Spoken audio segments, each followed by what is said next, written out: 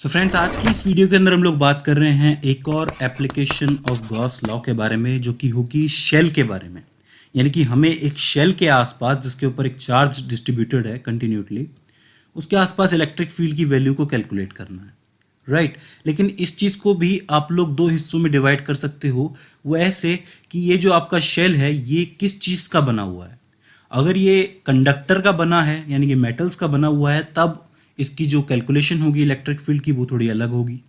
लेकिन अगर ये नॉन कंडक्टर का बना हुआ है तब इसकी कैलकुलेशन अलग होगी, क्योंकि हमें पता है कि जब भी हम लोग किसी मेटल का या फिर कंडक्टर से बने हुए शेल को या स्फीयर को इलेक्ट्रिक चार्ज देंगे तो वो चार्ज उसके अंदर मूव कर सकता है। यानी कि उसके अंदर अगर रिपल्शन होता है तो रिपल्शन की वजह से वो चार्ज सीधा चला जाएगा उसकी सरफेस पे, यानी कि बाहर, राइट। लेकिन जब आप लोग बात करते हो किसी नॉन कंडक्टर की, तो हमें मालूम है कि नॉन कंडक्टर में चार्जेस में कितना ही रिपल्शन या अट्रैक्शन हो, वो अपनी जगह पे बने रहते हैं, हिलते नहीं है, वो चार्ज जो है मूव नहीं कर पाते। ठीक है, तो ये दो हिस्सों में हम लोग इसको डिवाइड कर सकते हैं। लेकिन आज हम लोग बात करने वाले हैं एक ऐसे शेल की जो कि कंडक्टर से बना है। ठीक है, तो यहाँ पर कंडक्टर से बना हुआ शेल या फिर स्फीयर है जिसके ऊपर चार्ज है क्यू डिस्ट्रीब्यूटेड। ठीक है, इसकी जो रेडियस है वो आर है। ठीक है, तो इसके ऊपर जो सरफेस चार्ज डेंसिटी होगी, जो इसका पूरा एरिया के ऊपर चार्ज होगा, वो सिग्मा इज इक्वल्स टू में क्यू अपॉन में ए होगा। देखिए, इसको लेके कोई कंफ्यूजन नहीं होना चाहिए, हम लोग कई बार पहले कर चुके हैं कि एरिया के ऊपर चार्ज क्यू है तो सिग्मा इज इक्वल्स टू में क्यू अपॉन में ए। ठीक है, अब हमें इलेक्ट्रिक फील्ड की वैल्यू कैलकुलेट करनी है इसके आसपास। तो एक पॉइंट तो आप लोग इसके बाहर मान सकते हो पी, ठीक है, जो कि स्मॉल आर दूरी के ऊपर है, स्मॉल आर डिस्टेंस के ऊपर है। दूसरा पॉइंट आप लोग मान सकते हो इसकी सरफेस के ऊपर, फिक्स इसकी सरफेस पर, वहां पर इलेक्ट्रिक फील्ड की वैल्यू क्या होगी। और तीसरा जो पॉइंट हो सकता है वो इसके अंदर वाले एरिया में, यानी कि पी डबल डैश मान सकते हैं उस पॉइंट पर, तो वहां पर इलेक्ट्रिक फील्ड की वैल्यू क्या होगी। तीनों की कैलकुलेशंस बिल्कुल अलग अलग होंगी, तीनों का कंसेप्ट बिल्कुल अलग अलग है। ठीक है, ये बात आप लोग याद रखना कि ये जो स्फीयर या फिर शेल बना हुआ है ये कंडक्टर का बना हुआ है, मेटल का बना हुआ है। ठीक है, तो तीन केसेस हो गए इसके अंदर भी। तो पहले केस की बात करते हैं, आउटसाइड ऑफ द शेल की बात करते हैं, जिसमें हम लोग गॉस थ्योरम का यूज करेंगे। तो मान लीजिए कि आपके पास ये स्फीयर है जिसकी जो रेडियस है वो आर है और उसकी डेंसिटी मैं बता चुका हूँ, चार्ज डेंसिटी वो सिग्मा इज इक्वल्स टू में क्यू अपॉन में ए है। यहाँ पर हमने मान लिया कोई पॉइंट पी, ठीक है, जो कि इसके सेंटर से स्मॉल आर की डिस्टेंस के ऊपर है। ये स्मॉल आर जो है वो इस रेडियस से ज़्यादा है। ठीक है, ये बात समझ में आती है। और हमें क्या करना है कि इस चार्ज की वजह से इसके ऊपर आने वाली इलेक्ट्रिक फील्ड को कैलकुलेट करना है। तो अब यहाँ पर अलग अलग चार्ज की वजह से ये इलेक्ट्रिक फील्ड हम लोग कैलकुलेट करने जाएंगे तो बहुत दिक्कत होगी, हमें बहुत सारी कैलकुलेशंस एक साथ करनी पड़ेगी, बहुत ज़्यादा प्रॉब्लम हो जाएगी। तो उसका सिंपल सा तरीका है कि हम लोग गॉस लॉ अप्लाई करें। अब गॉस लॉ के अंदर हम लोग क्या करते हैं, उस पॉइंट के हिसाब से और उस बॉडी के हिसाब से एक सिमेट्रिकल गॉसियन सरफेस बनाते हैं। अब आप देखिए कि ये एक शेल है या फिर स्फीयर भी कह सकते हैं जिसको आप लोग, इसके हिसाब से सिमेट्रिकल जो आपकी गॉसियन सरफेस होगी वो कैसी बनेगी। ऑफ कोर्स इससे भी बड़ा एक स्फीयर या फिर शेल जिसको आप लोग कह सकते हैं वो होना चाहिए कंसेंट्रिक, यानी कि दोनों का सेंटर एक होना चाहिए। जैसे कि इस वाले शेल का सेंटर ये है, तो एक इस तरीके की गॉसियन सरफेस बनाओ जिसका सेंटर भी यही हो। तो इस तरीके से पी पॉइंट को सिमेट्रिकल मानते हुए इक्विवेलेंट हमने एक गॉसियन सरफेस बनाई जो कि कुछ इस तरह बन रही है, जहाँ पे आप लोग देख सकते हैं कि इसके हिसाब से सारे के सारे पी पॉइंट कवर हो जाएंगे। मतलब क्या हुआ कि ये जितनी भी आर है, मतलब ये वाली जो आर है उसके बराबर ये वाली आर भी होगी, ये वाली आर भी होगी, ये वाली आर भी होगी। इसका मतलब इस सरफेस पर हर जगह इलेक्ट्रिक फील्ड की वैल्यू एक होगी, यानी कि सेम होगी, कोई बदलाव नहीं आएगा। तो अब हमें इजीली यहाँ पर अगर हम लोग पता कर लें कि इलेक्ट्रिक फील्ड की वैल्यू पी पे क्या है तो पूरी की पूरी सरफेस पे पता चल जाएगी, कोई दिक्कत वाली बात नहीं है। तो बहुत सिंपल है, क्योंकि अब ये एक गॉसियन सरफेस के अंदर है, भाई इसके ऊपर चार्ज है, इसको हम लोगों ने एक क्लोज सरफेस के अंदर बंद कर दिया है, तो गॉसियन सरफेस का फॉर्मूला लगा सकते हैं हम लोग। गॉसियन सरफेस का फॉर्मूला होता है क्लोज इंटीग्रल में E D S cos theta is equals to में क्यू अपॉन में एप्सिलॉन नॉट। अच्छा, आप ध्यान दीजिए कि ये जो हमने सिमेट्रिकल गॉसियन सरफेस बनाई है इसके अंदर इलेक्ट्रिक फील्ड की वैल्यू ये है और एरिया वेक्टर की वैल्यू भी यही है। इसका मतलब दोनों के बीच का एंगल कितना हुआ, 0 डिग्री हो गया। ठीक है, ये बात समझ में आती है। तो इसका मतलब ये जो कॉस थीटा है इसकी जगह हम लोग कॉस 0 रख सकते हैं और कॉस 0 की वैल्यू 1 होती है। तो यहाँ पे क्लोज इंटीग्रल में E D S is equals to में क्यू अपॉन में एप्सिलॉन नॉट। अब हम लोग क्या करेंगे कि इस ई डी एस की वैल्यू निकालेंगे। बहुत सिंपल है निकालना, ज़्यादा हार्ड नहीं है। हम लोग लिखेंगे क्लोज इंटीग्रल में E D S is equals to में, यहाँ पर जो ई है वो तो हर जगह सेम रहेगी, चेंज नहीं होने वाली, तो ई को बाहर निकाल लिया, क्लोज इंटीग्रल के अंदर रह गया डी एस। डी एस यानी कि वो ये पर्टिकुलर एरिया। ये बात समझ में आती है। अगर मैं सभी एरिया को जोड़ के पूरी की पूरी गॉसियन सरफेस को कंसिडर करूं अब यहाँ पर, तो ये एरिया कितना निकल के आएगा? 4πr² निकल के आएगा। हमें मालूम है कि स्फेयर का यही होता है एरिया, ठीक है। तो इस ds की जगह रख देंगे 4πr², तो यहाँ पर निकलेगा e 4πr², तो ये निकल जाती है इस LHS की वैल्यू। इतनी बात मुझे समझ में आती है। भाई मैंने क्या किया? भाई मैंने ये किया कि मैंने ये बोला कि यहाँ से इलेक्ट्रिक फील्ड बाहर निकल रही है, तो यहाँ पर जो E की वैल्यू है वो तो चेंज होने से रही, तो E को मैंने बाहर ले लिया। ये जो एरिया है इस वक्त यहाँ पर ये ds है। अब सारे ds एरियाज को आप लोग मिला दोगे तो 4πr² ही निकल के आएगा, क्योंकि जो स्फेयर होता है उसका एरिया यही होता है, ठीक है, क्योंकि हमें तो पूरे के लिए निकालना है ना। तो E 4πr² निकल के आ गया। बात करोगे इधर RHS की, तो RHS के अंदर Q/ε0 ऐसा कैसा रहेगा, क्योंकि पूरे के पूरे एरिया पर जो चार्ज है वो कितना है? Q है, वो तो चेंज हुआ नहीं, ठीक है। तो Q/ε0 ऐसे कैसे रखेंगे? तो इस वाले फॉर्मूला के अंदर EDS कोसिटा वाले फॉर्मूला के अंदर अगर हम लोग इसको पुट कर दें तो यहाँ निकलेगा E 4πr² is equal to में Q/ε0। कोई दिक्कत नहीं है। यहाँ पर हम लोग वैल्यू किस चीज़ की निकाल रहे हैं?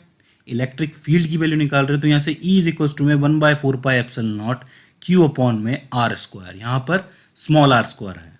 अब आप लोग बोलोगे ये चीज़ तो हम लोगों ने पॉइंट चार्ज की इलेक्ट्रिक फील्ड में भी देखी थी। भाई वहाँ पर भी हम लोगों ने यही किया था कि एक पॉइंट चार्ज को एक स्फीयर के अंदर बंद कर दिया था, तो वैल्यू ये निकल के आई थी। आप लोगों को याद होगा अगर आप लोग वो वीडियो देख के आए हैं तो। यहाँ पर भी यही निकला है। क्यों? क्योंकि दोनों की गॉसियन सरफेस सेम है, दोनों की गॉसियन सरफेस स्फीयर है, ये देख लो इस तरीके से बनी हुई है, और हम लोगों ने बीच में चार्ज माना हुआ है, तो अब सी बात है सेम ही निकलेगी। अब क्या होगा कि जैसे जैसे आप लोग इस r को कम करते जाओगे, यानी कि जैसे जैसे इस पीक पॉइंट को आप लोग पास लेके आओगे, क्या होगा? E की वैल्यू बढ़ती जाएगी, ऑब्वियस सी बात है, ये बात हमें समझ में आती है। तो आउटसाइड ऑफ द शेल जो इलेक्ट्रिक फील्ड निकलेगी उसकी value E is equal to में 1/4πε0 Q/r² निकलेगी। ये हो जाता है पहला केस, इसमें कोई दिक्कत नहीं होनी चाहिए। इसमें कोई दिक्कत हो तो आप लोग बता सकते हैं। बात करते हैं दूसरे केस की। दूसरा केस क्या था कि अगर मैं P पॉइंट को उठा के रख दूं यहाँ पर इस सरफेस के ऊपर, कोई दिक्कत वाली बात नहीं है। मैं इस P को पास लेता गया और इस सरफेस पर ले आया। अब ये जो स्मॉल r है इसकी वैल्यू किसके बराबर होगी? इसकी रेडियस के बराबर होगी, यानी कि कैपिटल R के, यानी कि r इज इक्वल टू में कैपिटल R। तो हम लोग इसको कैपिटल R से कर सकते हैं, सब्स्टिट्यूट कर दीजिए। E इज इक्वल टू में 1/4πε0 Q/r², विच मीन्स कि यहाँ पर सरफेस पर जो इलेक्ट्रिक फील्ड की जो वैल्यू होगी वो क्या होगी? मैक्सिमम होगी। इलेक्ट्रिक फील्ड लाइंस की मदद से समझिए कि अगर इसमें से इलेक्ट्रिक फील्ड लाइन कुछ इस तरीके से बाहर निकल रही हैं तो आप लोग देख सकते हो कि इलेक्ट्रिक फील्ड लाइन सबसे ज़्यादा डेंस कहाँ पर है? इसके पास ही है। और हमें पता है कि जहाँ पर सबसे ज़्यादा इलेक्ट्रिक फील्ड लाइंस होती हैं वहाँ पर इलेक्ट्रिक फील्ड की वैल्यू सबसे ज़्यादा होती है। ये चीज़ हम लोग पहले पढ़ चुके हैं। तो इसका मतलब अगर किसी शेल के ऊपर चार्ज अगर डिस्ट्रीब्यूटेड है तो वहाँ पर जो मैक्सिमम जो इलेक्ट्रिक फील्ड होगी वो उसकी सरफेस पर होगी। तो ये हो जाता है दूसरा case, surface of the shell. तो ये चीज़ समझ में आती है। अब हम लोग बात करते हैं तीसरे वाले केस की, जो कि है इनसाइड द शेल, जो कि बहुत ज़्यादा इंपॉर्टेंट है। अब मान लीजिए कि इस पॉइंट को ना मैंने बाहर माना ना मैंने सरफेस पे माना, मैंने इस पॉइंट को अंदर ले आया मैं, ठीक है। मान लीजिए कि यहाँ पर है, तो अब इसके ऊपर इलेक्ट्रिक फील्ड की वैल्यू क्या होगी? बहुत सोचने वाली बात है, काफ़ी ज़्यादा कंसेप्चुअल बात है कि भाई मेरे को क्या करना पड़ेगा, मेरे को एक बनाना पड़ेगा गॉसियन सरफेस इसके हिसाब से। तो वो अंदर एक स्फीयर बनेगा कुछ इस तरीके से, बन गया। इसके अंदर सारे के सारे पी पॉइंट कवर हो जाएंगे। अब यहाँ पर आप लोग देख सकते हैं कि जो स्मॉल आर है ये छोटी है इस कैपिटल आर से, इस रेडियस से छोटी है। ये बात सीधी सीधी हमें समझ में आती है। अब देखिए दोनों का सेंटर एक है, तो अब यहाँ पर जो गॉस थ्योरम होगी वो क्या होगी?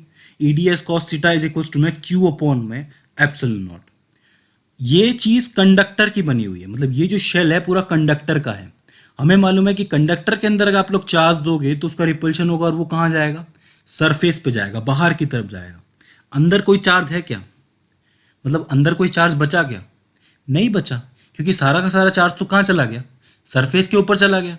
सरफेस पे चार्ज है तो अंदर कोई चार्ज नहीं है, तो इस चार्ज को हम लोग जीरो लिख सकते हैं, Q इज इक्वल टू में 0।